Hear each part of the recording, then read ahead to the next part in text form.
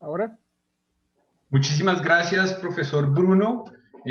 Muchísimas gracias a todas y a todos, a las personas que están viendo esta transmisión. Quiero agradecer muchísimo al grupo del Seminario Virtual de Estudios Históricos y Sociales de los Saberes en Psicología.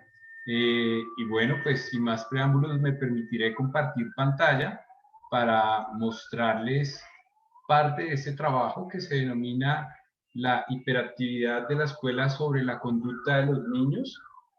Este es un trabajo, esta presentación hace parte de la tesis de mi maestría en estudios sociales de la ciencia.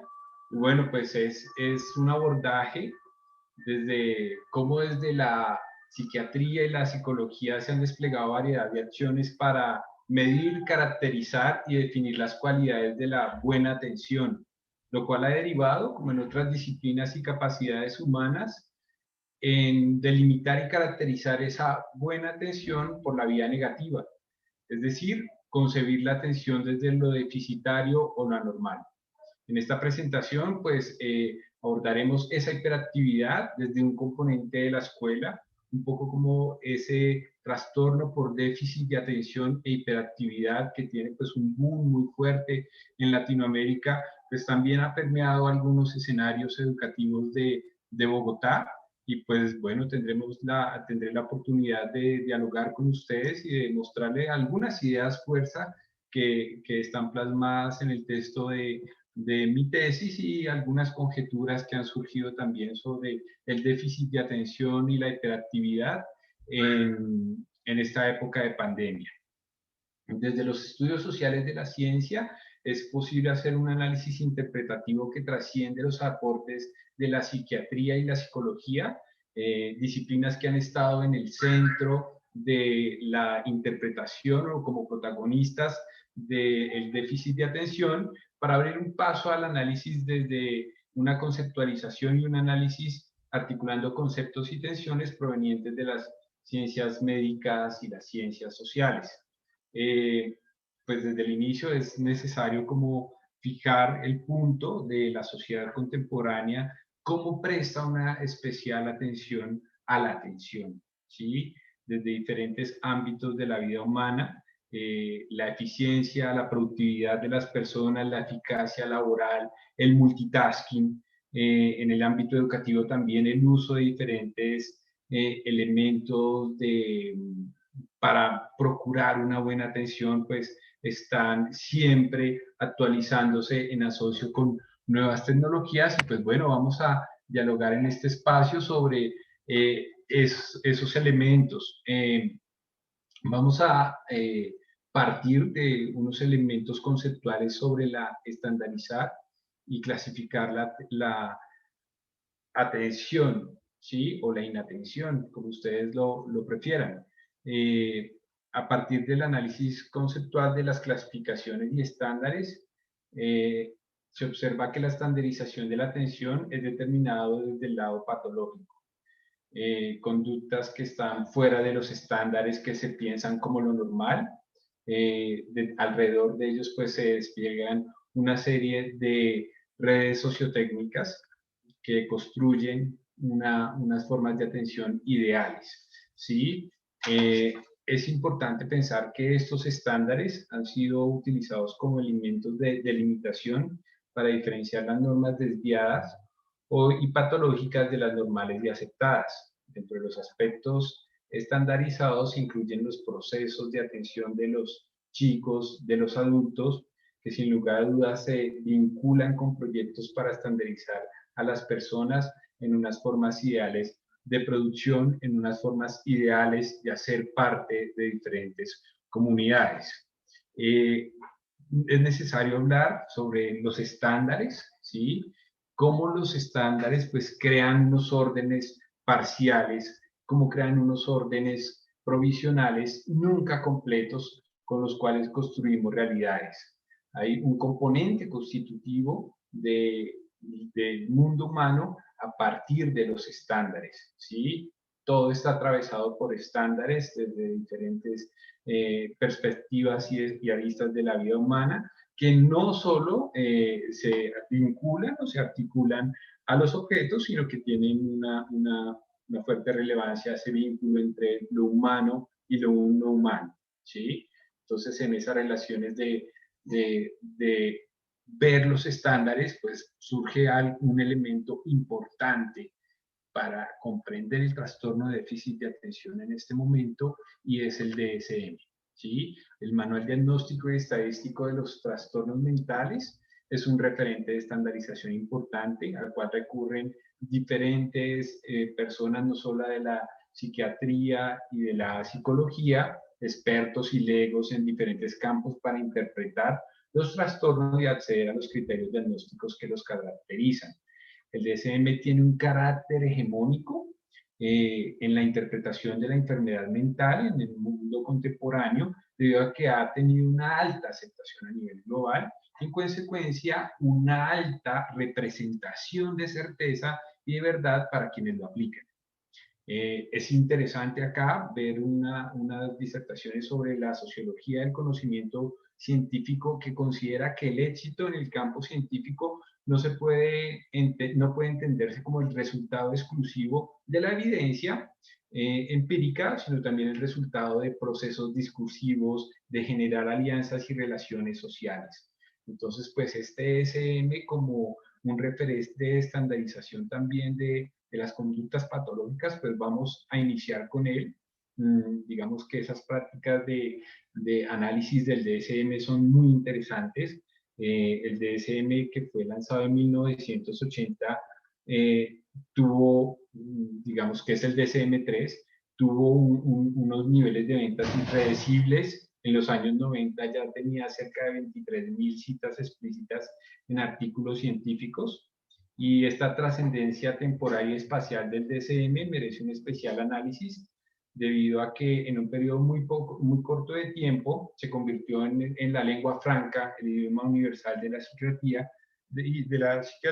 y con ello se posicionó como la lengua en la cual se abordan parte de los problemas de salud mental en el mundo, principalmente en Norteamérica, Suramérica y, bueno, también algunas adaptaciones que se dan en torno a este SM y la industria biomédica y la espacio-farmacéutica, que también se da en paralelo con el DSM. En el DSM tenemos que el déficit de atención aparece en uno de los elementos de clasificación, ¿sí? Y nos aparecen dos tipos, el de inatento e hiperactivo, ¿sí? Así que atentas ustedes para ver cuáles son esos síntomas. Vamos a ver esos elementos que aparecen en el DSM en torno al trastorno de déficit de atención. Dice que 6 o más de los siguientes síntomas se han mantenido durante al menos 6 meses con un grado que no concuerda con el nivel de desarrollo y que afecta directamente las actividades sociales, académicas y laborales. Entonces, con frecuencia falla en prestar la debida atención a detalles por descuido, que cometen errores en las tareas escolares, en el trabajo, durante otras actividades. Con frecuencia tiene dificultades para mantener la atención en tareas o actividades recreativas. Con frecuencia parece no escuchar cuando se le habla directamente. Con frecuencia tiene dificultades para organizar tareas y actividades. Con frecuencia evita, se disgusta o se muestra poco entusiasmo en iniciar tareas que requieren un esfuerzo mental sostenido. Con frecuencia pierde cosas necesarias para tareas o actividades. Con frecuencia se distrae con facilidad por estímulos externos. Con frecuencia olvida las actividades cotidianas. Esos son los rasgos para la inatención. Dice que 6 de esos para la inatención, y ahora veremos la hiperactividad e impulsividad. Se maneja ese mismo párrafo inicial que dice 6 de los siguientes síntomas se han mantenido durante al menos 6 meses en un grado que no concuerda con el nivel de desarrollo y que afecta directamente las actividades sociales, académicas o laborales. Con frecuencia juguetea, golpea con las manos o con los pies o se retuerce en el asiento. Con frecuencia se levanta en situaciones en que se espera que permanezca sentado. Con frecuencia corretea o trepa en situaciones en las que no resulta apropiado. Con frecuencia es incapaz de jugar o de ocuparse tranquilamente en actividades recreativas. con frecuencia está ocupado, actuando como si lo impulsara un motor, con frecuencia habla excesivamente, responde inesperadamente o antes de que haya concluido una pregunta, interrumpe o se inmiscuye en las conversaciones de otros. Esto es como aparece en el DSM esa clasificación de el déficit de atención, el trastorno por déficit de atención, en estas dos versiones, una inatento y la otra hiperactivo.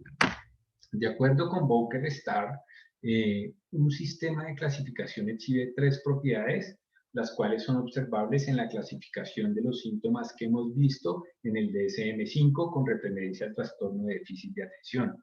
El primero es que, un sistema de clasificación es consistente, únicamente clasifica los principios en operación.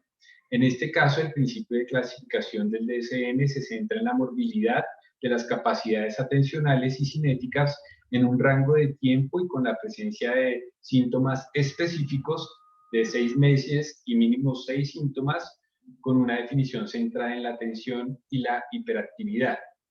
La segunda propiedad es que las categorías de este sistema de clasificación son mutuamente excluyentes. En el mundo ideal, las categorías son cajones unívocos no cambiantes. El sistema de clasificación se aclara que los síntomas no se producen en asociación con síntomas provenientes de otros diagnósticos, y su explicación acertada solo se hace si se utiliza este manual diagnóstico. Es decir, si se interpreta el sistema de clasificación como un sistema que se retroalimenta de una manera cerrada y para sí, ¿sí? Y por último, es que el sistema es completo. Con respecto a los ítems o acciones o áreas bajo su consideración, el sistema ideal de clasificación provee una total cobertura del mundo que describe. En este sentido, este sistema de clasificación del DSM busca dar una representación de completud para el abordaje sintomático y definición del diagnóstico de déficit de atención en cualquiera de los dos patrones. Aquí destaco la amplia gama de conductas y posibles espacios que se deben involucrar para definir el déficit de atención. Y un elemento interesante es que si no se encuentra la clasificación dentro de alguno de esos dos esquemas o categorías del DSM, el DSM dice como busque de nuevo dentro del DSM para encontrar ese patrón. ¿Sí? Entonces, pues esta es una introducción sobre esos esquemas de clasificación que veremos un poco más adelante, su impacto en las prácticas de psicólogos en un escenario escolar, ¿sí? Que es el análisis etnográfico que realicé y que pues, me permitiré presentarles. Para quienes están fuera del país, pues el análisis fue realizado en un colegio en la ciudad de Bogotá y pues aparecen estos datos, estos elementos también en controversia de la cuantificación. Bogotá es una ciudad llena de niños hiperactivos, concluye un estudio, dice que el 24% evidenció trastorno para poner atención e hiperactividad, déficit de atención o problemas de disciplina, lo echaron por no tomar Ritalina, no son rebeldes, son hiperactivos, algunos de los titulares que aparecen ahí, y digamos que estos elementos son muy importantes porque lo que nos demuestra es una controversia en torno al trastorno de déficit de atención. ¿Sí? Algunos, pues, aparecen unos casos en los cuales los estudios epidemiológicos describen el trastorno de déficit de atención con una alta frecuencia, con un estatus de carácter universal y de alta relevancia para la salud pública. Hay unos análisis a nivel de prevalencia transnacional que se calculan las tasas de prevalencia en los Estados Unidos de unos rangos entre el 4 y el 12%, mientras que en Australia la prevalencia se maneja entre el 3 y el 5%, y en el Reino Unido entre el 1 y el 2%. Algunos consideran que hay unos riesgos de una sobrediagnosticación en Estados Unidos y una subdiagnosticación en contextos como el Reino Unido. Sin embargo, pues veremos que tienen unos abordajes, unos centrados en el componente más biomédico y otros desde unos abordajes como un problema más a la luz de lo psicosocial.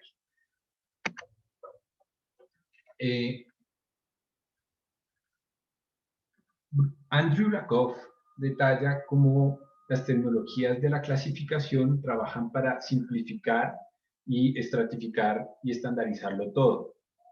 Para este caso, los procedimientos estadísticos asumen el rol de las herramientas para darle sentido al mundo.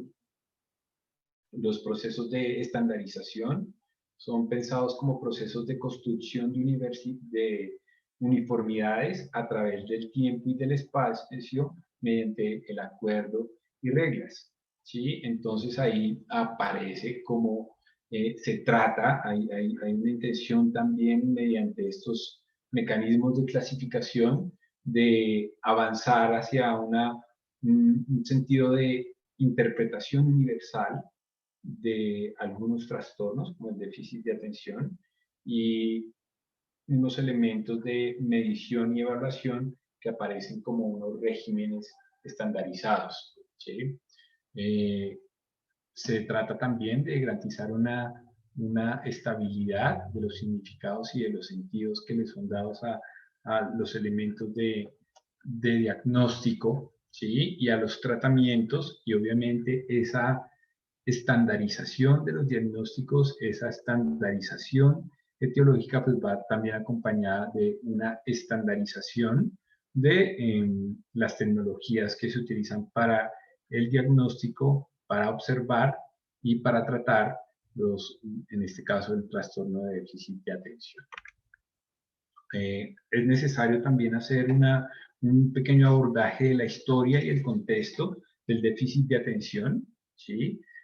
Una primera historieta que aparece en la parte superior izquierda, The History of Fidget Philippe, es una historia de Henry Hoffmann, alemán, que fue escrita en 1845 y narraba la historia de un niño que no podía permanecer sentado en el comedor con sus padres, no lo lograban controlar y él decidió hacer esa caricatura en un libro para niños, la cual estaba desprovista de cualquier pretensión médica, más bien buscaba ejemplificar y educar a algunos niños, pero vemos cómo esto empieza también a observarse que las primeras descripciones de desinhibición e impulsividad en niños fueron rasgos característicos de la construcción de una concepción moral insana que marcó el siglo XIX. La idiotez y la imbecilidad eran términos utilizados en la nomenclatura médica para identificar a las personas que presentaban fallas para satisfacer las demandas institucionales o las demandas de las instituciones de las cuales hacían parte. La imbecilidad denotaba una condición mucho menos severa que la idiotez. Sin embargo, la diferenciación entre ambos términos no era muy clara, pero en la práctica médica era notorio el vínculo entre el desarrollo moral como un asunto asociado al desarrollo biológico humano, en el que la inhabilidad para demostrar una adecuada conducta moral era asociada con problemas médicos. En mayo de 1902, el médico George Steele realizó lo que se considera la primera descripción moderna de los síntomas asociados a lo que ahora se conoce como el déficit de atención, un artículo publicado en Lancet recurriendo a nociones conductuales como atención, autorregulación, agresividad, resistencia a la disciplina, exceso de emocionalidad, planteó una condición médica en la que se evidenciaba la disminución en la volición inhibitoria o un defecto mórbido de control moral. Entre 1917 y 1918, una epidemia de encefalitis letárgica generaba pues unas condiciones postencefalitis que propiciaron un diagnóstico médico que se basaba en una sofisticada explicación fisiológica que sustituyó las acepciones de imbecilidad e idiotez que en determinados escenarios se utilizaron para explicar estas conductas. Los cambios de carácter y exposición que se generaban después de la encefalitis, pues permitieron a muchos médicos citar esos comportamientos como unos deterioros funcionales que generaban unos cambios irreversibles en la conducta y en el control inhibitorio y motor de las personas que las habían sufrido, ¿no? Estas explicaciones del componente fisiológico influenciaron las prácticas pedagógicas en Colombia. El saber médico y psiquiátrico desde finales del siglo XIX permeó las prácticas de las instituciones educativas a partir de entender que la unidad entre lo físico, lo intelectual y lo moral subyacente a la concepción del origen orgánico de las desviaciones mentales y morales. La pedagogía entonces utilizó esas nociones o esas concepciones de la moral biológica, los preceptos para comprender la inteligencia y las desviaciones desde las explicaciones fisiológicas. En ese contexto histórico también surge la distinción entre las enfermedades y las condiciones de salud de los adultos y los infantes con el surgimiento de la pediatría, con una intención de dimensionar mediante la antropometría, las ciencias de la conducta, los problemas de los infantes. Muy bien. Acá vamos a ver un poco esto sin llegar a hacer un análisis bibliométrico profundo, pues están estos engrams que permiten ver o consultar las citas que aparecen sobre alguna temática, y acá lo que aparece es la cantidad de citas en torno al déficit de atención e hiperactividad, y vemos cómo aparece también un boom, ¿sí?, que se sitúa principalmente a mediados de los 80. Muchas personas lo vinculan al surgimiento el uso del metilfenidato o la ritalina, como usualmente se conoce, que tuvo un despliegue importante de la industria farmacéutica. Pues bueno, esta es nos muestra también que este es un fenómeno reciente, que estamos ante las primeras generaciones que fueron diagnosticadas con este síndrome, que muchos artistas aparecen, no, es que yo tuve síndrome de atención y pues fue algo que marcó mi infancia. Entonces son como los primeros que aparecen autorreferenciándose como personas que padecieron un trastorno de atención e hiperactividad. Tuvo una fuerte expansión, ¿sí? Y pues definitivamente, como les mencionaba, el boom vinculado a la industria farmacéutica y el uso del metilfenidato. Alrededor de esto, pues tenemos unas dificultades muy interesantes y unas controversias muy interesantes sobre las prácticas que hay en torno a la detección de los déficits de atención, ¿sí? Desde los estudios sociales de la ciencia se ha explorado el carácter múltiple de diferentes entes de enfermedad principalmente.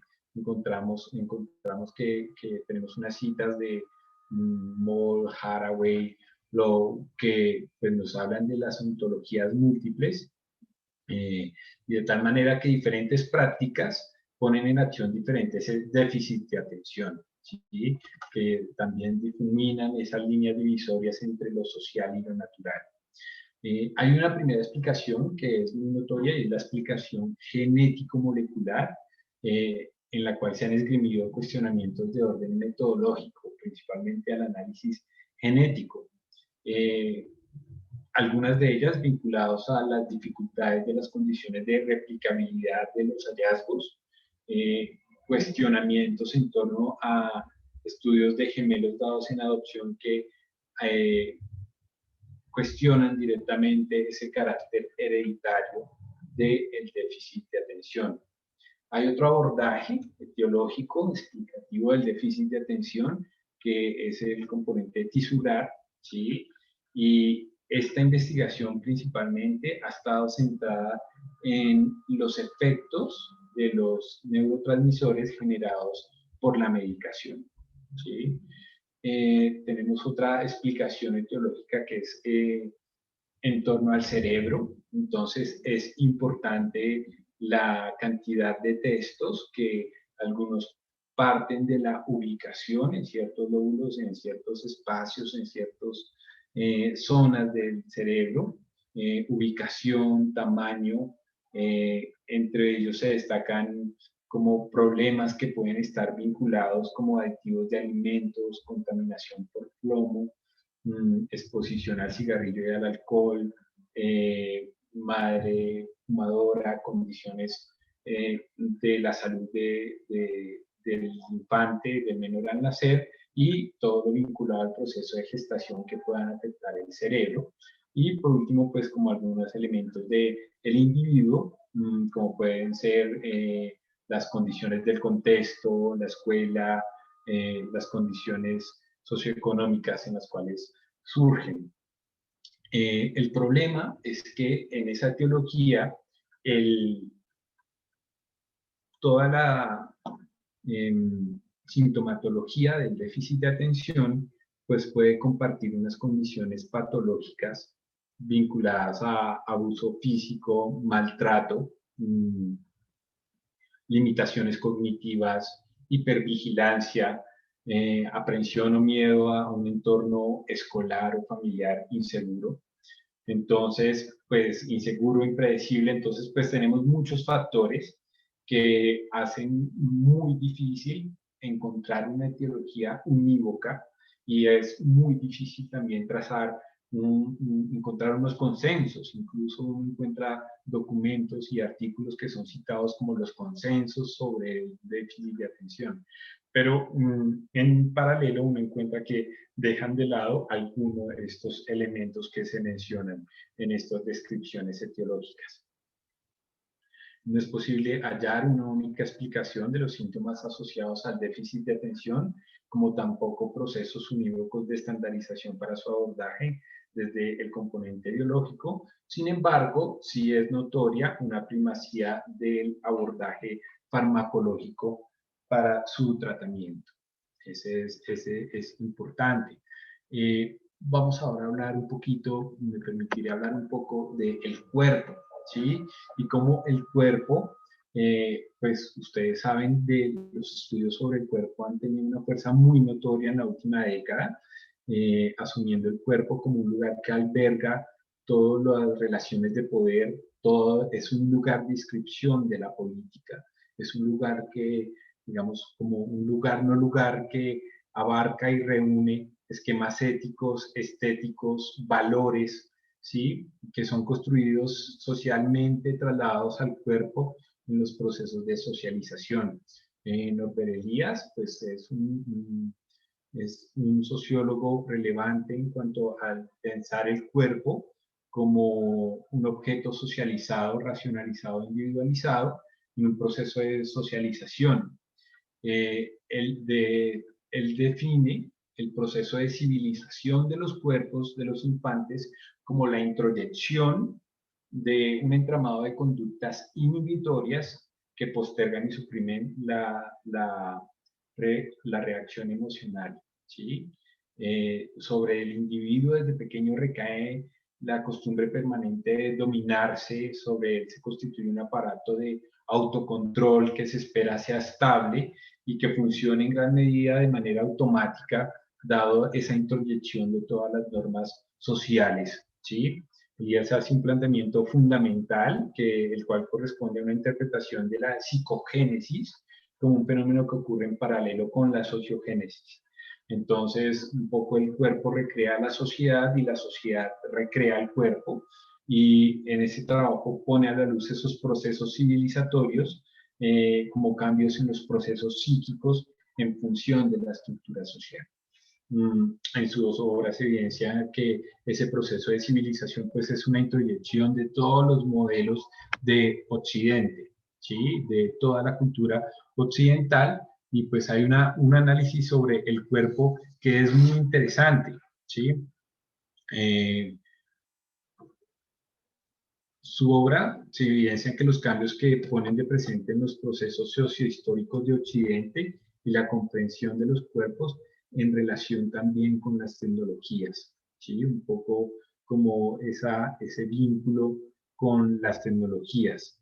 Y también es posible pensar en ese cuerpo anómalo que se constituye cuando su fisonomía o conductas cuestionan el orden establecido. Esto adquiere un especial valor para el ejercicio etnográfico, en tanto que se observó cómo los casos que son identificados por parte de los docentes y por parte del staff de profesionales de la institución educativa observada, que estos niños hiperactivos son estudiantes que quebrantan el orden de la escuela, estar por fuera de su capacidad de control y ser foco de desorden para sus pares y para la institución. Entonces es muy interesante cómo se puede articular este déficit de atención con elementos propios de la sociología y el análisis sociológico sobre el cuerpo. Cuerpos atencionalmente reensamblados.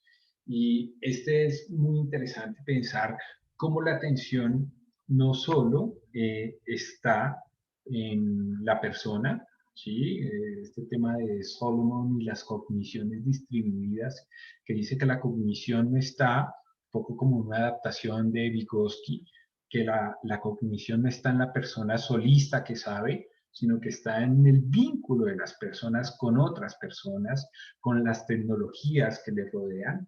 Entonces, es importante pensarnos también que el déficit de atención pues surge alrededor del vínculo de las personas con las tecnologías. ¿Sí? Esta es una fuente, digamos, de controversia y también de análisis histórico de por qué se presenta el déficit o el trastorno de déficit de atención cuando hay una mayor estimulación por diferentes canales visuales y auditivos de la atención de las personas. ¿Sí?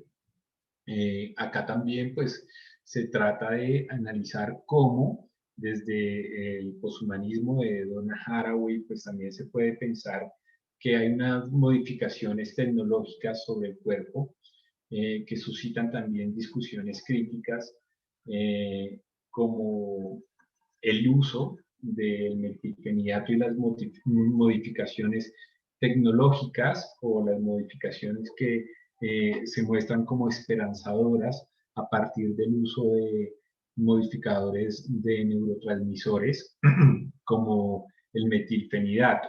¿Sí? Eso es como un cuestionamiento hacia cómo se reensamblan atencionalmente los cuerpos de los chicos mediante ese tipo de tecnologías. Pero asimismo, la imagen que ustedes observan, hay un mercado alrededor de la atención.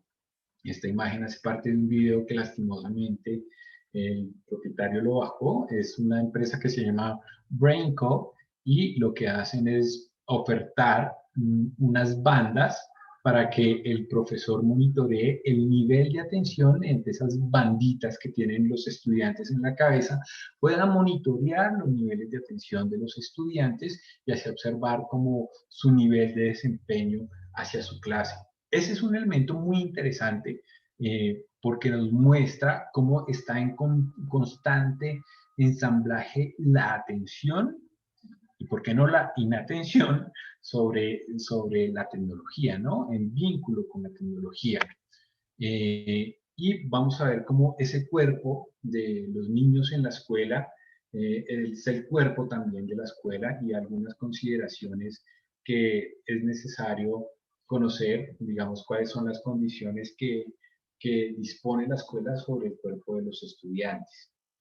El colegio en el que se realizó la etnografía es un colegio de 3.700 estudiantes.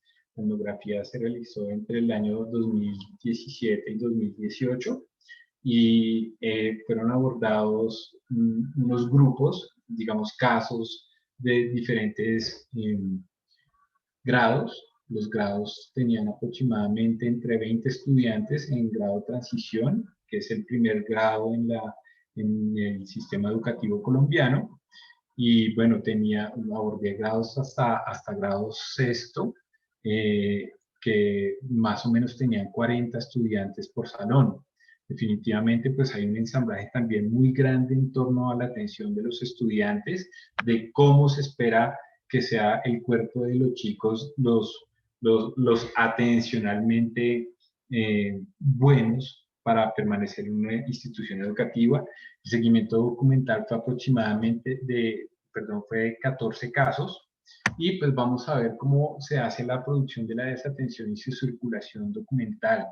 Digamos que los estudios acerca de la burocracia encuentran en los documentos una tecnología central para la coordinación y el control, los cuales tienen en la escuela un rol de mecanismos de disciplinamiento determinantes en las maneras en que se da gran parte de la acción pedagógica y el devenir administrativo. En ese sentido, la etnografía tomó como eje el análisis documental, los documentos que se generan en torno a la atención, y el primero que se abordó fue este documento, que es uno de clasificar la inatención como instrumento de selección, y este documento hace parte de la tabla de admisiones de una prueba de admisiones realizada a los estudiantes. Vale la pena notar acá en la parte inferior, no sé si se lea bien, pero me permitiré leerles, hay una asignatura o un elemento que se llama regulación y control.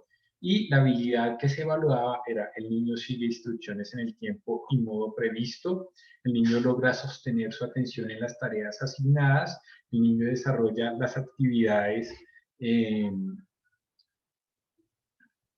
sin necesidad de la ayuda permanente de un adulto, el niño muestra quietud motora, el niño se relaciona asertivamente con sus pares. De esta manera es posible observar cómo el sistema de clasificación conductual del proceso de admisión definido en el colegio incorpora algunos de los elementos de clasificación del DSM. Si ustedes ven, estos son algunos elementos que vimos en el inicio sobre el DSM en una articulación técnica que implica la unificación del lenguaje utilizado, evidenciando una estandarización terminológica, la incorporación del dominio del DSM, elementos del dominio del DSM a las prácticas de la escuela, y cómo ese manual diagnóstico también permea unas prácticas de selección que definitivamente pues están vinculadas con los procesos de meritocracia para ser parte de la institución educativa. Entonces, bueno, ese fue como un elemento que noté, ¿sí? Como también los procesos de, de meritocracia, de hacer parte de la institución educativa, estaban permeados por una clasificación de los procesos atencionales de los estudiantes. Creo que no se está viendo muy bien esta gestión documental, pero me fijé en 4 documentos importantes: la remisión de los estudiantes a bienestar, que era cómo describían los docentes a los estudiantes con problemas de atención, ese registro de antecedentes que escribían los psicólogos, describiendo esas primeras aproximaciones a los estudiantes y a las familias con problemas de atención, los informes de sesión realizados y los documentos que se percibían como remisiones externas que se realizaban. El primero es muy interesante porque nos da cuenta, estas remisiones dan cuenta de cómo los docentes en su ejercicio pues representan las convenciones conductuales sobre la corporeidad de los estudiantes, ¿sí? En ellas habita el cuerpo anómalo y allí se describe la ontología del déficit de atención desde la mirada de los profesores. J es un niño que se muestra muy disperso y no logra centrar su atención rápido.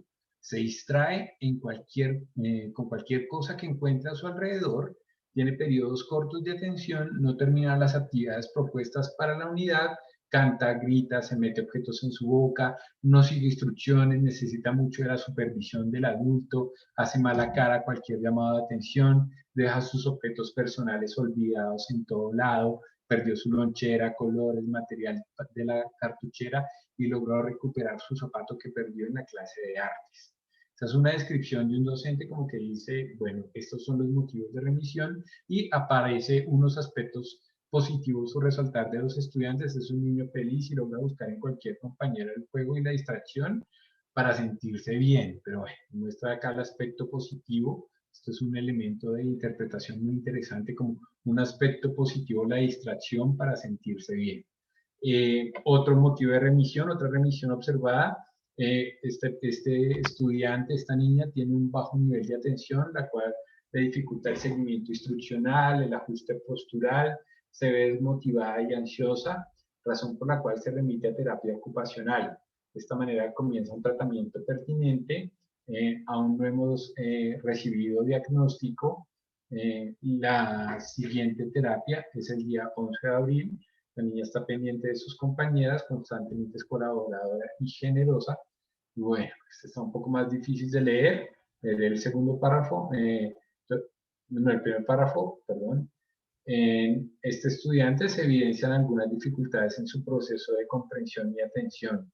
Tiene dificultades en su memoria a corto plazo, se le da una instrucción o explicación personalizada y cuando la va a desarrollar no sabe lo que debe hacer. En la casa los padres manifiestan que si no hay un acompañamiento constante diciéndole lo que debe hacer, paso por paso, no logra hacerlo y tampoco recuerda lo que debe hacer. En el análisis de los motivos de remisión se encontraron los siguientes patrones, ¿sí? El primero es como no cumple con los tiempos de ejecución, deja las actividades incompletas, el vínculo de su cuerpo con los objetos que le rodean genera desatención, lleva objetos que no corresponden a la clase, interrumpe a sus actividades y las de sus compañeros, requiere acompañamiento del docente de manera continua, se pone de pie en momentos en los que no se espera esa conducta, en casa requiere mayor acompañamiento. ¿Sí? Pero las remisiones, en ninguna de las remisiones es posible encontrar que se mencione como exclusiva o unívoca problemas de atención, ¿sí? Asimismo, en todos los formatos de remisión aparecen estas conductas asociadas. Conflicto relacional con figuras de autoridad, conflicto con sus compañeros y dificultades para trabajar en grupo, bajo rendimiento académico, ausentismo escolar, tratamientos psiquiátricos externos, dificultades de memoria a corto plazo, descripción de un niño heterónomo mimado, con consumos culturales inadecuados para su edad, dificultades de ajuste y tono muscular, problemas de lectoescritura, malas posturas en el aula, desmotivación y ansiedad, dificultades en ejecuciones que implican motricidad fina, alta capacidad de sociabilización y alta interacción con sus compañeros, buen compañero, mejor dicho, excesiva nula colaboración desde casa, disfuncionalidad familiar. Entonces, en esta observación, en esta etnografía, pues nos fue posible observar esto, ¿sí? Que hay unas conductas asociadas que se distancian por completo y que siempre están concomitantes a esas descripciones de los docentes, ¿sí? Acciones realizadas y resultados. Este es importante. Uno, se encuentra situado frente al tablero, que es como una medida de los docentes para centrar su atención, un poco también pues esas disposiciones atencionales que están sobre el cuerpo de los chicos. Esto hace que tenga menos distractores para centrar su atención al tablero. Hay que hablarle seguido y repetirle las indicaciones a realizar varias veces. Este es el concepto de otra persona que le dice que se distrae con facilidad, presenta dificultad para seguir instrucciones y ejecutar las actividades en los tiempos indicados. Entonces tenemos como acciones realizadas también por los profesores y es muy usual esto, ¿sí? Situarlo enfrente, procurar como aislarlo de otros estímulos y también que interfiera con otro estudiante. También es muy usual la asignación del monitor, ¿sí? Como un monitor o una suerte como de padrino, un estudiante estándar, ¿sí? El estándar de oro que lo acompañe, que le guíe, ¿sí? Para lograr superar esas dificultades atencionales. Acá hay un despliegue de toda una red muy amplia en torno a los problemas de la atención, ¿sí? La mamá llama a solicitar un informe académico y convivencial por petición del médico tratante. Se le dio cita para el miércoles 17 de agosto. Bueno, aparece también, se empieza a tejer a partir de estas remisiones y de estas conductas que evidencian los profesores, se empieza a fabricar, se empieza a elaborar, se empieza el carácter performativo del déficit de atención por parte de la escuela. ¿Sí? Aparece acá Se solicita reporte escolar por maestros y orientación. Esto es por parte de la institución prestadora de salud, áreas de rendimiento escolar, áreas de intereses, relación con pares, relación con figuras de autoridad, comportamiento dentro del aula durante la clase, niveles de atención, aptitud ante normas y límites, área emocional, participación de la familia, conductas inusuales. Y se empieza así a desplegar toda una red compleja de actores, en la cual pues tiene una prevalencia muy importante también el componente médico dentro de la escuela. Cuando un estudiante es diagnosticado, lo veremos un poco más adelante con el adentro y el afuera que implica estar diagnosticado con un trastorno de déficit de atención en una escuela, es que en cierto sentido le brinda cierta inmunidad académica al estudiante. Digamos que también permite una mayor flexibilización. En el análisis etnográfico, pues fue posible ver cómo estos estudiantes salían a un grupo focal en el cual se trabajaba procesos de discriminación de estímulos, principalmente gráficos, y detrás de esto pues también está todo el componente farmacológico. Los estudiantes, algunos mencionaban sus padres que solo le era suministrada la Ritalina o el Ritalin o el metilfenidato en los días en los que estaban en los procesos escolares, es decir, mientras tenían compromisos académicos. Los maestros eran los que escribían en torno a las conductas de los estudiantes y pues definitivamente pues algunos psiquiatras decían le damos placebo o le damos metilfenidato y pues lo que hacen los profesores es al describir sus conductas es pues guiarnos sobre la cantidad de dosis que necesita o si requiere o no el chico el metilfenidato, lo cual da cuenta que el trastorno de déficit de atención pues, tiene una alta producción o punto de énfasis o de creación de performatividad en las escuelas. Y me causó curiosidad, esto creo que es de Chile, si mal no recuerdo, el 21 de junio, Día Latinoamericano del Trastorno por Déficit de Atención. Entonces, como también se crean como unas redes en torno a estas condiciones, ¿sí? Los bordes de la desatención entre el adentro y el afuera. Las condiciones de desatención pueden generar que los estudiantes o las personas que tienen estas condiciones pues sean excluidas o cuando ya estén adentro pues sean mantenidas dentro de los sistemas educativos, ¿sí? Es un poco una condición de borde que algunas personas pues se mantienen, algunos chicos tienen algunas dificultades para mantenerse en los sistemas educativos. 9 de los 14 estudiantes de los 14 casos observados salieron de la institución educativa. Eso es un elemento, un factor importante.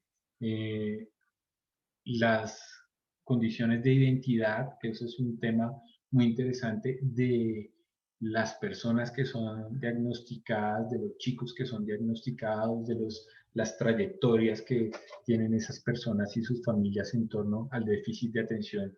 Son muy interesantes y esta es una imagen tomada, una etnografía pues, que incluye estas exclusiones, ¿sí? Cómo se excluyen ciertos aparatos y ciertas tecnologías de las clases. Esto era en un aula de clase antes de la pandemia y como los profesores buscaban que los estudiantes se mantuvieran alejados de la tecnología, ¿sí? Y pues es paradójica en este momento esa imagen porque no se puede concebir estas actividades académicas actuales, o por lo menos en Colombia, con una alternancia o con unos usos de clases virtuales acentuadas por la pandemia, pues que hacen necesario el uso de estas tecnologías y como un elemento que se mostraba excluido en una dinámica de clase anterior, pues ahora pasa a ser un rol, a tener un rol fundamental y este pues es un palimpsesto de una de las aulas de clase analizadas y pues lo que vemos es toda una historia de, de los elementos de atención, un poco atencionales que se tienen, un tablero verde que antes era rayado con tiza, luego un tablero en acrílico para ser rayado con un marcador, un televisor, un video beam, unos parlantes, ¿sí? Ahí le pegué la imagen de Zoom, esa sí la adicioné un poco para convertirla un poco en ese palimpsesto, y es en cómo también se ha transformado ese déficit de atención y cómo se ha ido con las nuevas condiciones de clases virtuales. Eh, Se dejó y es como las mm, conjeturas que estoy trazando en este momento en torno al déficit de atención, cómo se ha perdido y se ha dejado de lado un poco por problemas de conectividad. Dejaré por ahí por el momento, me permitiré pues leer algunos comentarios y preguntas por ustedes generadas y creo que por cuestiones de tiempo, profesor Bruno, creo que ya dejaré hasta ahí. Muchísimas gracias por su atención. Freddy, muchísimas gracias a ti por esta excelente exposición de tu trabajo, que sin duda es muy sugerente, muy interesante. Eh, bueno, nos despedimos de Sebastián, quien debe dejarnos en este momento, eh, pero bueno, ya nos acompañará en próximas sesiones. Um, entonces, sí, a partir de este momento, como les había dicho al principio, pues se abre la ronda de preguntas y respuestas y discusión. Ya he habilitado los micrófonos de todos y todas, así que si se sienten cómodos hablando por micrófono, pueden también activar la cámara, entonces pueden hablar directamente eh, con, con nuestro expositor, o si lo prefieren, pueden también hacer sus preguntas o comentarios por el chat. No sé si alguien quiere iniciar. Eh,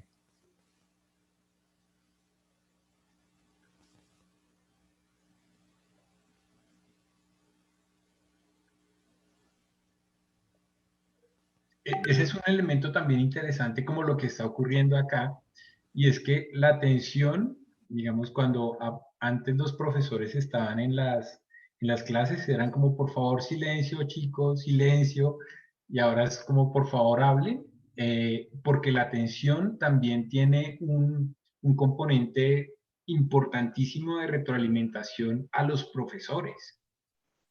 Eh, Da cuenta también del nivel de interés del estudiante por su clase, da cuenta también de como qué tan el nivel de involucramiento con la clase, ¿sí? Leonardo, claro, Leonardo, sería muy chévere escucharte, Leonardo Celis. Leonardo, creo que está silenciado, profesor Bruno, no sé si... Sí, perdóname, sí, había Ah, bien. iniciado primero, sí. Freddy, ¿qué más? Mucho gusto, Bruno. Gracias por la invitación. Yo quisiera hacer una pregunta en relación con esto que no sé cuán directamente puede estar relacionada con la temática, pero fue algo que se me ocurrió con base en lo que estabas comentando y es, em, pues hay desde hace tiempo una discusión en relación con la, por llamarla así, psicologización de la educación. Entonces yo me pregunté si de pronto em, en relación con esta temática no pudiera haberse insertado esta tensión que señalas, digamos, este exceso de preocupación por la atención en la educación, que es propiamente pues una cuestión relacionada con la psicología, no que no esté relacionada directamente con la pedagogía, pero digamos pues es un concepto que interesa más al psicólogo en tanto es un proceso mental o una función ejecutiva, ¿sí? Que está involucrada directamente con el aprendizaje. Pero la cuestión que me inquieta es si, pues, precisamente esta suerte de énfasis en la atención no puede estar relacionada de alguna manera con esta concepción de la educación como aprendizaje y no necesariamente como enseñanza. No sé si estoy siendo claro, porque creo que en la actualidad el centro de la educación reside en este concepto de aprendizaje más que en el concepto, pues, desde una perspectiva actual, quizá ha pasado de moda de enseñanza. Y me atrevo a hacerte esta pregunta a ti porque entiendo que eres también licenciado y psicólogo. Entonces creo que sabes la diferencia claramente entre la enseñanza y el aprendizaje, a pesar de que este es un par o una pareja, perdón, que en la actualidad no se disocia antes, y con antes me refiero a Comenio, por ejemplo, aunque me estoy yendo muy lejos, ¿no? Pero pues digamos, antes del auge de las teorías del aprendizaje de la psicología, el centro de la educación estaba en la enseñanza propiamente o en la didáctica. Pero pues después de esta concepción de la educación, de la ciencia de la educación, parece que, parece que el centro o más bien el terreno lo ha ganado la psicología más que la pedagogía.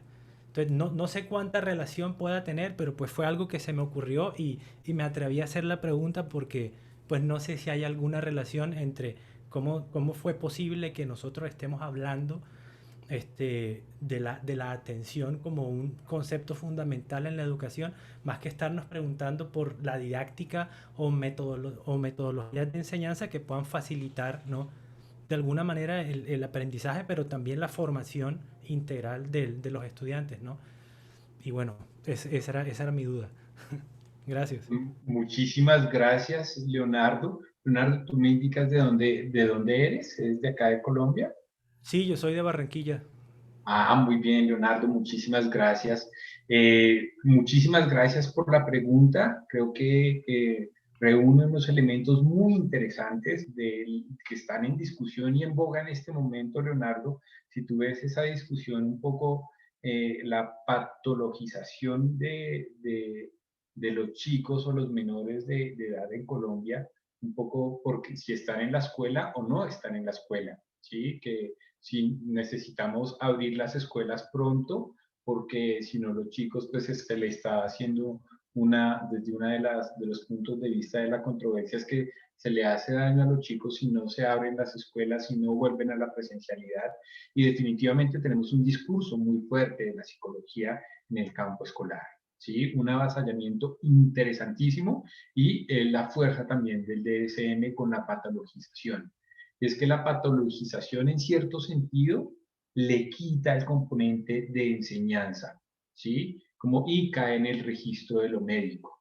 Entonces, sí hay un mayor peso y hay un mayor agenciamiento en el estudiante con el déficit de atención.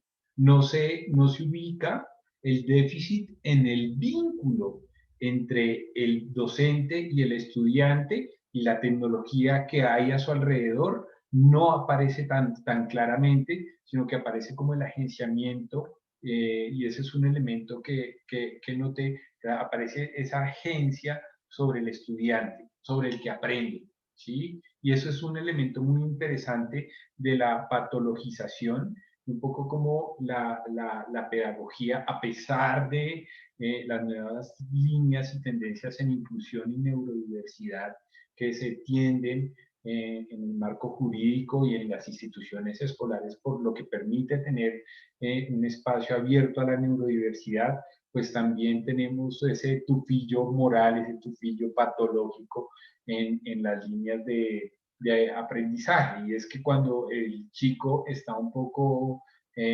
abordado desde el componente médico, un poco el ejercicio y la práctica del docente pues le da un fuerte componente a esa parte médica, ¿sí? Y sí, definitivamente pues un mayor peso a los espacios de aprendizaje. ¿Hay algo más acá? Espérenme un Sí, segundo. muchas gracias, Freddy. Muchísimas gracias a ti, Leonardo, por la intervención. Bueno, Julio Hola, César, bienvenido en hola, primer lugar y bueno, buenas tardes. pues, No, espérate, yo miro, prendo la cámara, no sé si ahí ya. te vemos como un espectro, pero sí, algo vemos ahí. Es que Ahora tenía sí te ahí, vemos. ya.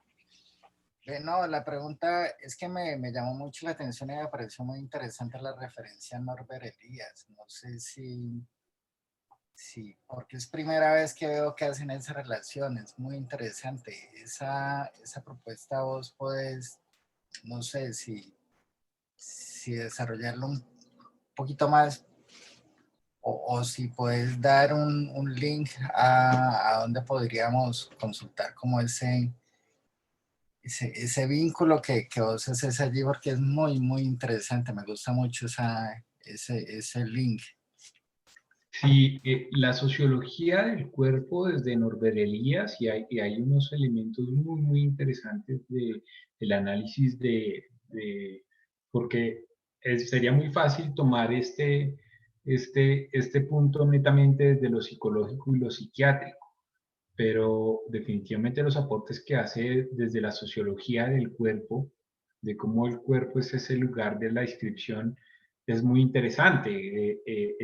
Esa analogía que hace Norbert Díaz entre la psicogénesis y la sociogénesis como algo que va en paralelo, mm, lo tomé un poco desde una clase de sociología del cuerpo, que pues que bien valdría la pena, pues yo podría compartirle Julio César o dejar pues que usted lea mi tesis y que pueda ver porque hay un capítulo que es dedicado al cuerpo.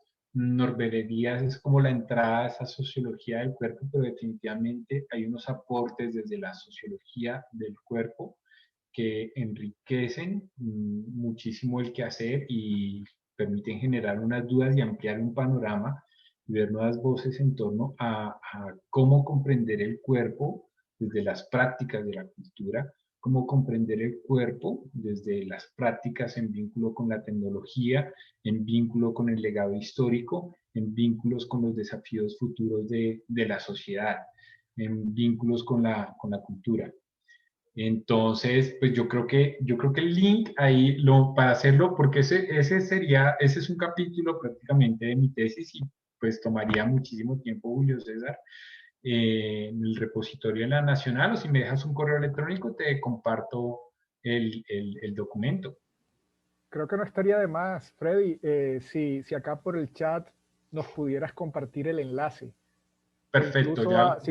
si tienes cuenta en Academia o el ORCID, donde podamos encontrar, digamos, tu producción, de pronto sería una... Bien, listo. Permíteme un segundo y ya rastreo ese vínculo. De momento, pues está en el repositorio de la Universidad Nacional. El Sí, texto completo no lo he subido a otras plataformas. Estoy también trabajando en unos artículos sobre esta temática, pero voy a permitirme entonces buscar el vínculo del repositorio de la Universidad Nacional. Eh, Julián Medina Zárate. Buenas tardes, Julián. Hola, buenas tardes. Inicialmente quisiera pues agradecer por este espacio y saludar a Bruno. Y bueno, mi pregunta es la siguiente. Digamos, en este contexto que tú describes, que la educación pasa a la virtualidad y cambia esta relación con objetos como lo son los dispositivos móviles, ¿cómo cambia la forma de entender y también de intervenir de la psicología ahora en estos contextos en donde de pronto se escapan del corral que eres el colegio, en donde existe este forma de distribuir los cuerpos y, sí, y ya ahora vemos pues que cosas nuevas están pasando? Entonces, digamos, ahí qué pasa con la psicología y qué pasa con esa forma de entender la atención y los déficits de atención en este contexto. Uy, pues yo creo que ahí se desdibuja por completo.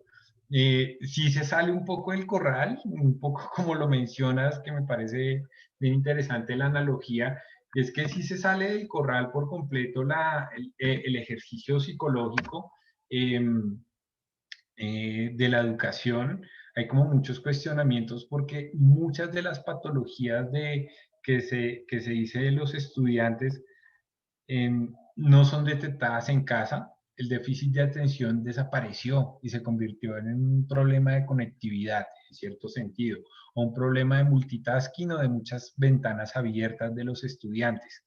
Entonces, ese, por un lado, es como cuál es la labor un poco del psicólogo en este momento. Es súper, súper interesante. Por otro lado, hay una presión también muy fuerte que he evidenciado de personas que, pues, que buscan que se vuelva al colegio para tratar de superar dificultades, pero que dicen como la sociedad sin la escuela genera demasiados traumas para los niños. Esto es una patología, ¿sí? Que es un problema netamente social, ¿no? Es muy paradójico que si la escuela es un manicomio, mejor dicho, pensándolo como antes, como si los niños no están en la escuela, pues hombre, la sociedad es tenaz y va a generar un montón de patologías, pero también es un poco el ejercicio de los psicólogos en este momento, pues es adelantar programas de promoción y prevención, de tratar de mantener a los chicos escolarizados, de tratar de resolver los problemas psicosociales aunados o concomitantes a la pandemia, ¿sí? Como soporte emocional, ¿sí? También hubo una crisis emocional también de los estudiantes y eso tampoco se puede dejar de lado, ¿sí? Que fue como la pandemia y como estos nuevos ritmos que tendría mayor, o en Colombia, en Bogotá, tenía más libertad de salir un perro, una mascota a los parques que un niño. Entonces sí era una situación que emocionalmente era muy difícil, ¿sí? Pero que a su vez pues, permite cuestionar este tipo de génesis de trastornos, ¿sí? Porque el trastorno de déficit de atención pasó a un segundo plano y quedó como en primer plano los problemas de conectividad. No sé si contesto de manera completa tu pregunta, que está bien interesante, sí, como no lo había pensado así como del corral, pero sí, definitivamente hay muchas discusiones. La controversia en torno al retorno a los colegios es lo que hay lo que se esgrime en la mesa son problemas psicológicos. Incluso la discusión pedagógica no ha aparecido por ningún lado. La discusión pedagógica. Antes aparecía que el día de la excelencia y no sé qué para las instituciones educativas. El año pasado, en plena pandemia, ni se preguntaron sobre el día y cómo planear pedagogía, una pedagogía para las clases remotas, para ver los accesos. No, ahorita hay como una presión para volver, pero es netamente desde un discurso, desde la patologización de las condiciones de una sociedad enferma mentalmente, ¿no? Y que encuentran la escuela como la salida. Bien Vale, interesante, muchas ¿no? gracias por tu respuesta. Julián, creo que no contesté del todo, pero quedaré cavilando y pues nos veremos en estos espacios de seminario en algún... Claro que sí, claro que sí. Aprovecho para mencionar que Julián es nuestro próximo expositor, de hecho la próxima semana de mañana en 8, pero ya hago el anuncio completo. Oficial. No sé si alguien más quiere mencionar algo. Julio, ¿tienes alguna pregunta? Yo tengo... Eduardo. Solamente quería darles las gracias porque ya llegó el link de la tesis. Muchas gracias y muy interesante el tema. Bueno, muy bien. Cualquier cosa también les escribiré mi correo electrónico y pues también hay como bibliografía ahí. No escriban, ¿sí? Y trataré de ayudarles o contestar preguntas o lo que sea menester. Eduarda, por favor, Eduarda. adelante. Ya, ahora sí.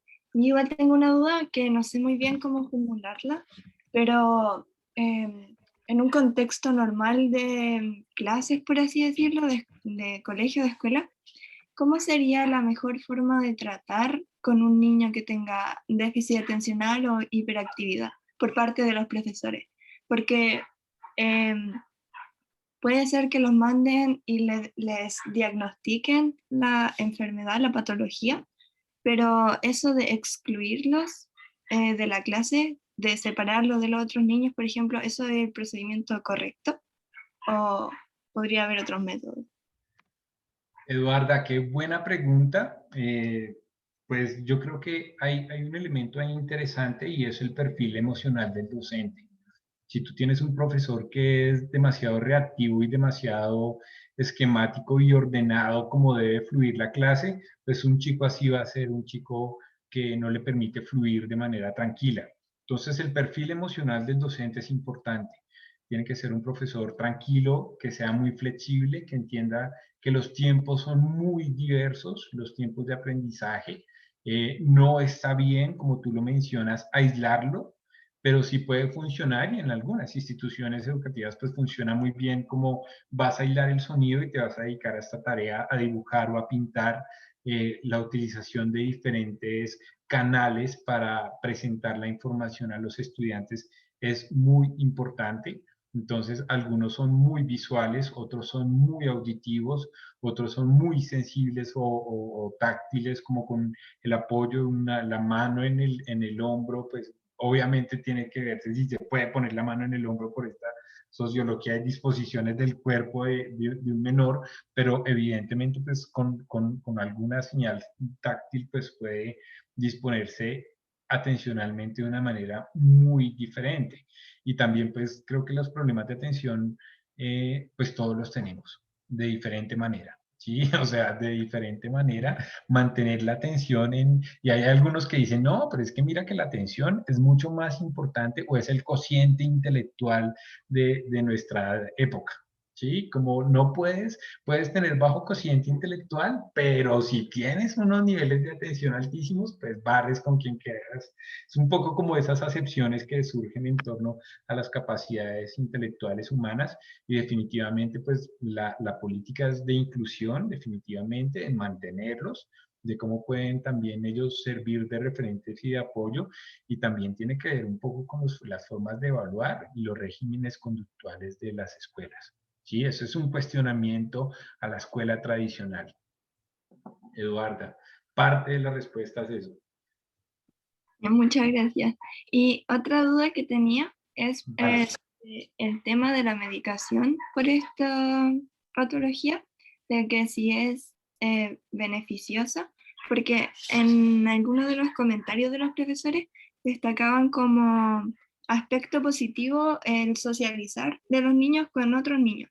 Y eso yo lo encuentro muy positivo, pero el tema de las pastillas inhibiría esta actitud de los niños, esta posibilidad de los niños. Uy, pues hay unas controversias interesantísimas porque estamos ante las primeras generaciones que han sido medicadas con el Ritalin y tienen unas afectaciones también, unas consecuencias secundarias importantes, daños renales, dependencia, ¿sí? Hay como esa ilusión de la cura ideal o de la situación ideal que a veces no depende o no está en los neurotransmisores, sino que también puede estar en el entorno, ¿sí? Es un poco como cuáles son las condiciones ideales para pensarse el trastorno, si es algo interno, ¿sí? Como un poco la etiología múltiple de las que hablaba, o si definitivamente tenemos también como la inserción de una farmacodependencia o de un mercado farmacéutico. Andrew Lakoff plantea eso, eh, el paciente correcto para la droga correcta, ¿sí? Como se crea primero la droga y luego se crea el paciente correcto, ¿sí? Es un poco como invertir el orden y no crear primero la patología, sino primero la solución. Hay muchísimas controversias en torno al uso del Ritalin. Ya, muchas gracias. A ti, Eduarda. Súper. Muchas gracias.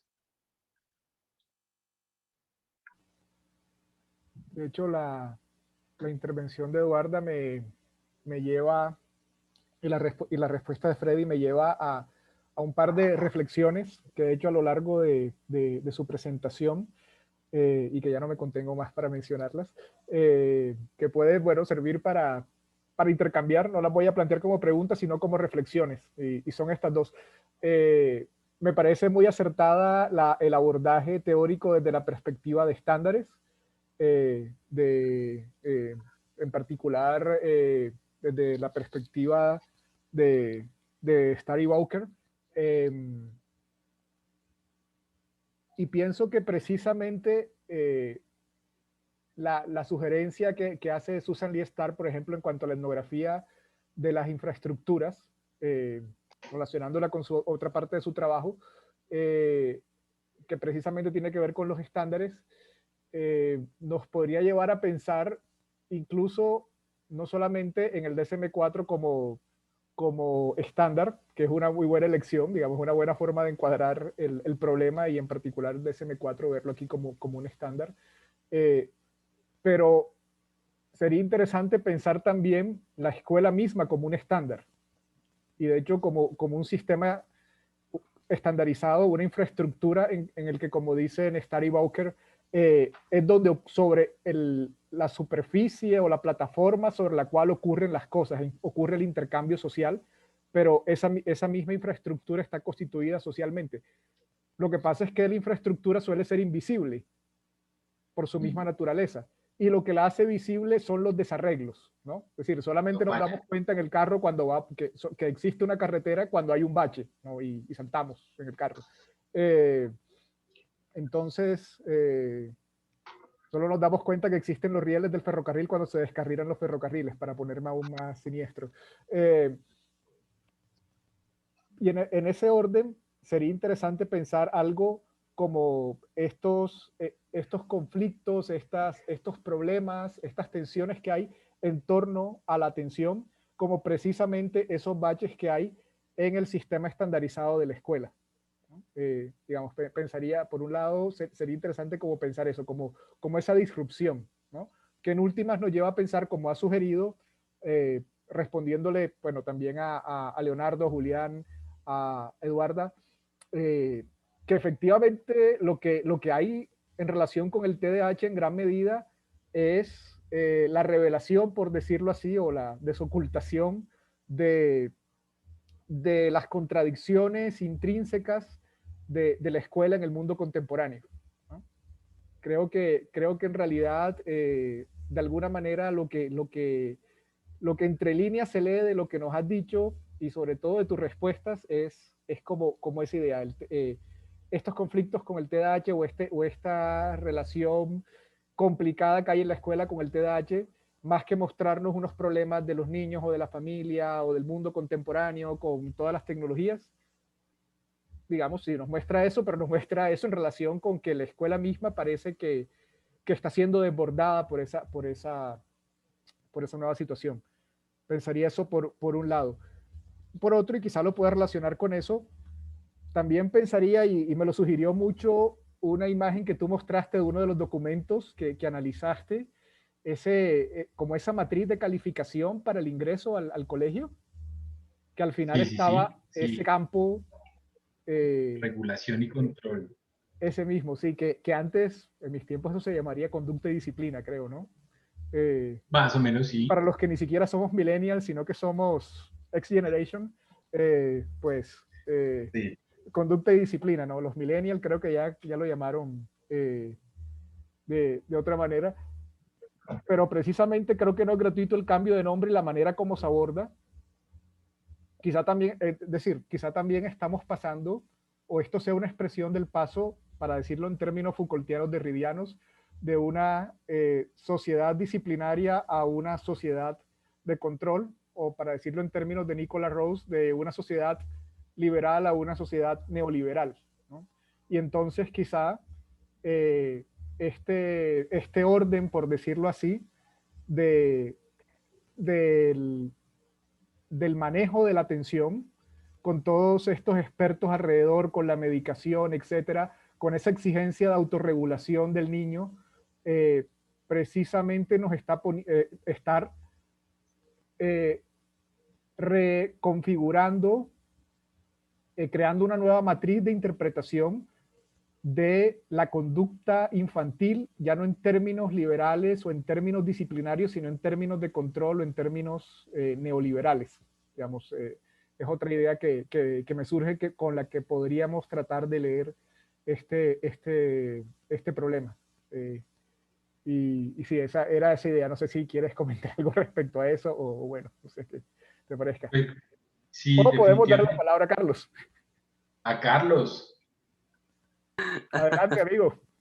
Oigan, buena tarde Freddy, Buenas tardes, Carlos. buenas tardes. Fíjate, Freddy, que gracias, Bruno, por darme la palabra. Fíjate, Freddy, que no sé bien, te voy a comentar que no sé bien para dónde estoy dirigiendo mi comentario. No sé bien si mi comentario va en favor de lo que has dicho o más bien se coloca como a distancia. Y además anticipo que esto que les comento, pues como no estoy en casa ahora, no pude hacer notitas, entonces voy a hacer una especie como de lluvia de ideas. Fíjate que me hiciste recordar más o menos que hace 13 años, 13, 14 años, yo estuve vinculado con una ONG aquí en México, dedicada a la antipsiquiatría o a la antimedicación del déficit de atención, que más o menos hace 13, 14 años aquí se puso de moda. Yo no, la verdad es que no sé cómo habrá estado en América Latina, pero sí sé que en Estados Unidos y en México se puso mucho de moda la medicación, por un lado, por el lado psiquiátrico, y por el otro lado, los psicólogos que apelaban al hecho de no medicar, pero sí tratar, ¿no? Pero el hecho es que ambos, tanto psicólogos como psiquiatras, dieron por hecho la existencia de ese supuesto mal, ¿no? O ese supuesto padecer. Y ahorita voy a explicar por qué digo supuesto, ¿no? Entonces yo no sé si tú allá en América Latina se conocerán estos videos que se llaman La psiquiatría, la industria de la muerte, que son dos documentales. Yo estuve vinculado justo con esta ONG. Incluso recuerdo que hace por ahí de 13 años hasta les armé un monográfico para una revista y ahí les publiqué justo varios de sus posiciones en torno a la medicación del trastorno por déficit de atención. Y claro, la tesis está casi por demás, ¿no? La tesis es más bien este asunto del supuesto mal, es una fabricación en donde está vinculado el Estado y en donde está vinculada la farmacéutica, ¿no? Y que lo sostiene, o supuestamente lo sostiene, pues este librito del DSM-4, ¿no? Y yo recuerdo, te pregunto estos videos porque no recuerdo si en el volumen 1 o en el volumen 2, justamente sacan una entrevista a uno de los líderes o de los que están liderando el consejo de creación del DSM, y le preguntan que cuáles son los argumentos que tiene para haber incorporado este trastorno al librito. Entonces recuerdo que hasta salió muy, muy de chiste porque empezaron a pasar el reloj, a mover las manecillas y el cuate nunca respondió. O sea, no pudieron responder los mismos creadores del librito cuáles fueron los elementos que les llevaron a producir o a incorporar este trastorno al libro.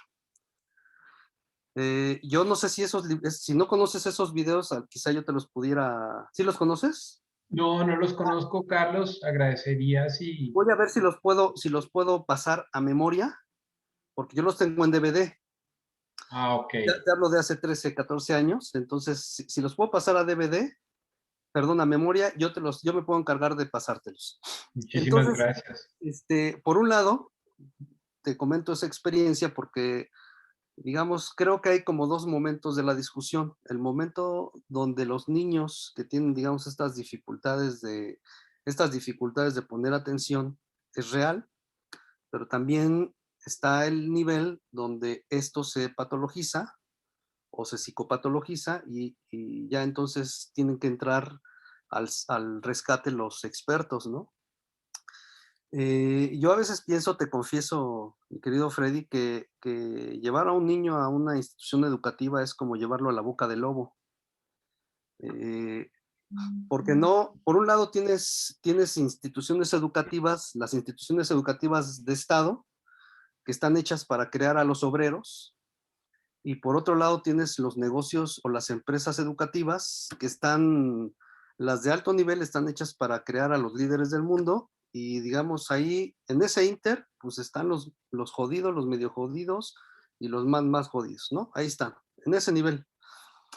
Y entonces, yo pienso que por un lado, el sistema educativo de Estado, pues es un sistema hecho con plantilla, ¿no? Es con plantilla, no, por más que pasan los años, las décadas, Es más, cuando me toque presentar mi ponencia, justamente voy a hablar de eso a principios del siglo XX. Y te das cuenta cómo pasan 120 años, 130 años, y el Estado no corrige, nada corrige. O sea, corrige elementos de forma, pero no de estructura. ¿Por qué no corrige la estructura? Porque implica, corregir la estructura implica corregir la plantilla. Y la plantilla es algo que no se está dispuesto a corregir. ¿Por qué? Porque las instituciones educativas están hechas para crear a los obreros, para formar a los obreros. Creo yo, ¿verdad? Es una muy humilde opinión. Por eso pienso que en realidad enfocamos mal la discusión. Pienso que lejos de preguntarnos cuáles son las estrategias que uno tendría que tener para hacer que el niño pues se mueva en la escuela, se mueva bien en una escuela, tendríamos que estar pensando a lo complejo, y lo complejo es cómo poder modificar un sistema educativo que no está hecho para estos niños. Porque estos niños no están jodidos, estos niños no están enfermos, estos niños simplemente se apropian y se implican en el mundo de un modo en que muchos otros no lo hacen. El problema es que la insistencia, ya por psicoterapia, ya por fármacos, ya por estrategias pedagógicas, didácticas, al niño se le intenta meter, ya sea de manera violenta o de manera amistosa, a un sistema para el que no está hecho. Y yo en ese nudo dejo la discusión, mi querido Freddy. Bueno, me parece muy interesante. Muchísimas gracias, Bruno, por la intervención. Me parece que puedo hacer un vínculo entre las dos intervenciones, la de Bruno y la de Carlos, mencionando un poco la infraestructura. La escuela como infraestructura es hegemónica, ¿sí? Es un régimen, la escuela es un régimen, que la inversión para el cambio de la infraestructura pues es muy grande y no se ha hecho, ¿sí? Estoy de acuerdo, un poco la boca del lobo, definitivamente, sí, la escuela homogeniza, la escuela es hegemónica, la escuela es muy precaria, y un poco lo que yo mostraba en la imagen del palimpsesto, del tablero, de lo demás, es también que si ves es la misma actitud del estudiante. ¿Sí? La fotografía es también muy diciente en cuanto a eso, porque no puede ser exactamente lo mismo si está el tablero con tiza o tienes el videobin y todos los dispositivos tecnológicos, va a ocurrir lo mismo. Está en una misma disposición. Y es más, las nuevas tendencias en pedagogía, como Flipped Classroom o aula invertida, pues lo que buscan es un poco pensarse y revertir un poco el sistema hegemónico, pero el sistema es hegemónico en sí.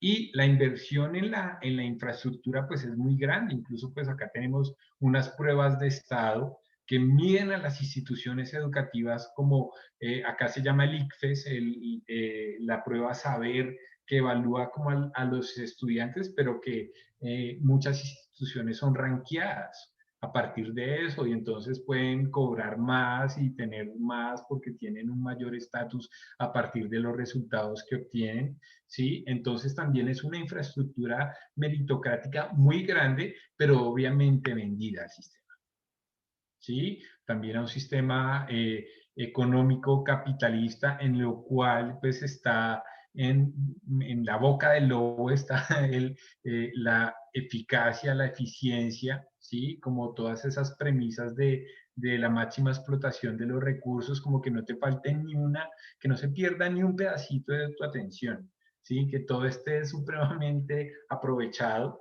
¿sí? Y esa es como la lógica en la cual también se involucran muchas de las instituciones educativas y el sistema educativo en sí, ¿no?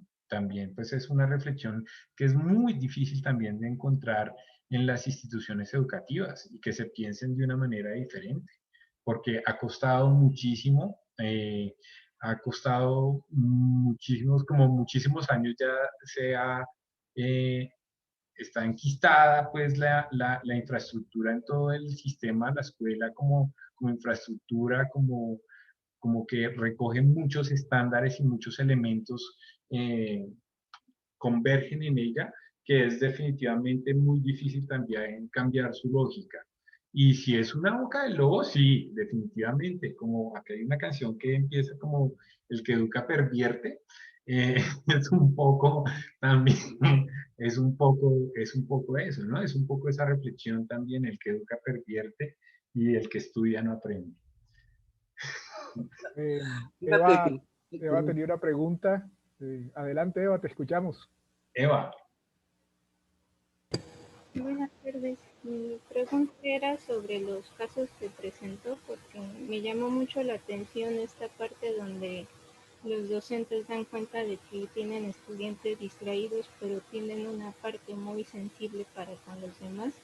Entonces quería yo saber hasta qué punto esta facilidad para relacionarse interpersonalmente contrapone la visión patológica del déficit de atención. ¿Alcanzaste a escuchar, Freddy?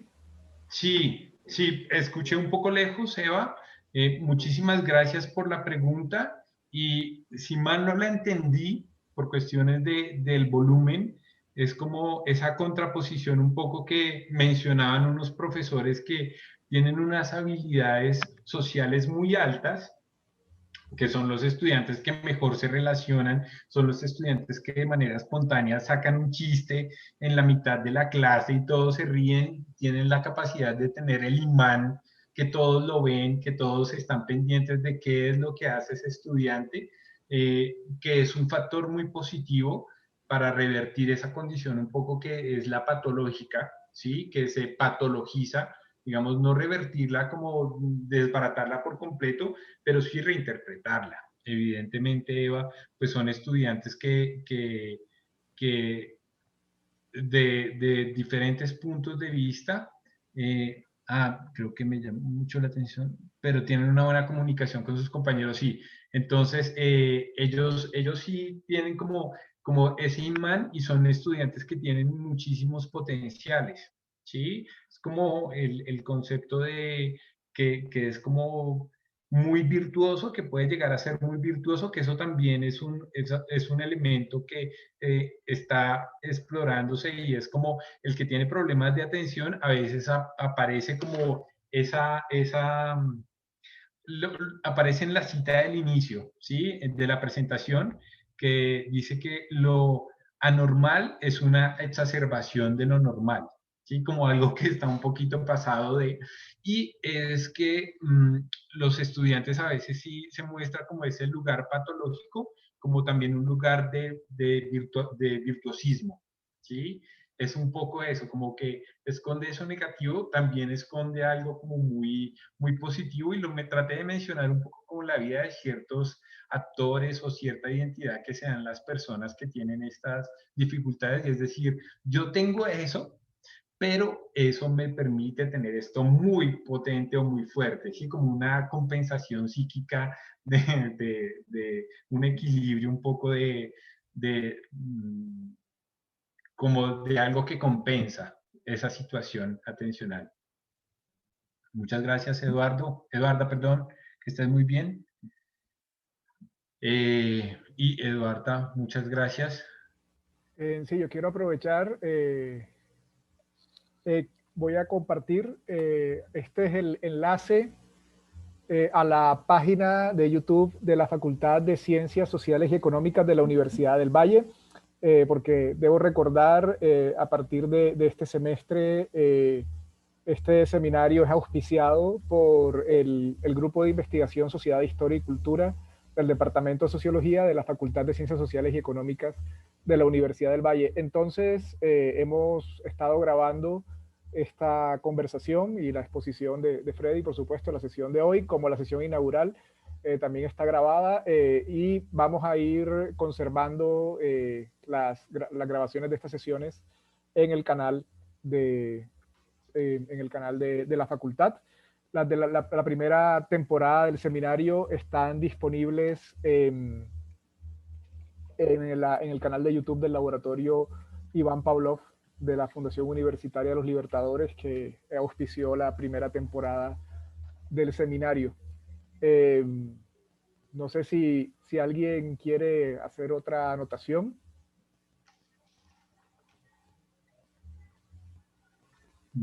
ser así, aprovecho para invitarlas e invitarlos entonces la próxima semana, de mañana en 8, es decir, el jueves 15, sí, el jueves 15 de abril, a las 5 de la tarde, tendremos la presentación de nuestro amigo y colega Julián Medina Zárate, quien acaba de concluir su doctorado en la Universidad de Cardiff, con su tesis Trabajo, Neoliberalismo y Subjetividad en Colombia, notas sobre el emprendedor tropical.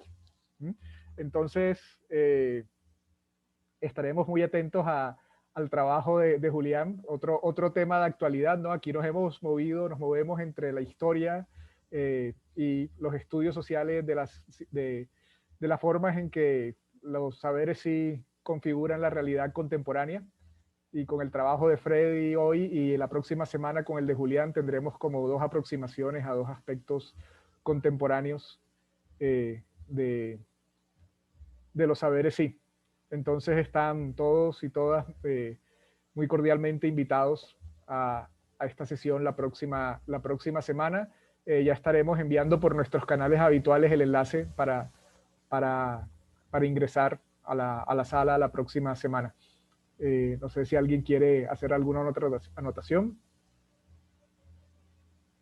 O de no ser así, bueno, agradecemos en primer lugar a Freddy por su maravillosa presentación y el diálogo que ha permitido mantener esta tarde, y a todas ustedes y a todos ustedes, Carlos, Julián, Julio César, Leonardo, Eva, y bueno, de los que ya salieron, de nuevo muchas gracias por estar aquí y hasta la próxima.